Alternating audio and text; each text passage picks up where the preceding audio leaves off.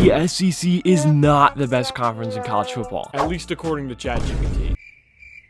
Just kidding, calm down Georgia fans, let's break this down because this is Growl football. Yes, the SEC has been dominant, yes they have titles, but here's the truth. Since 2010, the SEC has won 8 national titles, but only 3 schools account for that.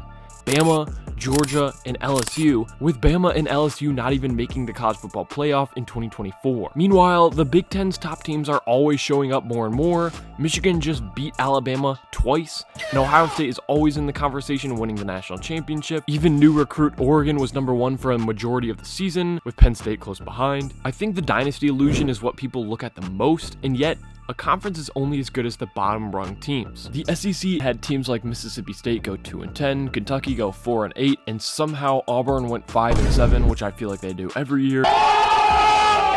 While meanwhile in the Big Ten, Iowa won 8 games without an offense. Rutgers won some games, which alone should be national news, with Illinois going 10-3 and Indiana going 11-2 and making the playoffs. Lastly, obviously bottom-rung teams matter, but for those in the comments who still feel like arguing, let's look at the top teams from both conferences and even look at the first 12-team playoff in college football history. Here is a clear data-backed breakdown of how the 2024 through 2025 college football season played out across the Big Ten and SEC, using official stats and postseason results. So firstly, the Big Ten had more college football playoff teams than the SEC did, including Oregon, who went undefeated. Ohio State beat Tennessee and Texas, both SEC schools, to go on to win the national championship, and they almost played Penn State in the championship if it wasn't for Notre Dame, which would have set up a Big Ten versus Big Ten national championship. Regarding head-to-head matchups, the Big Ten went 6-4 against the SEC in cross-conference matchups this past year, including both regular season and bowl games. Across the Big Ten, the average offensive points per game scored was 30.3,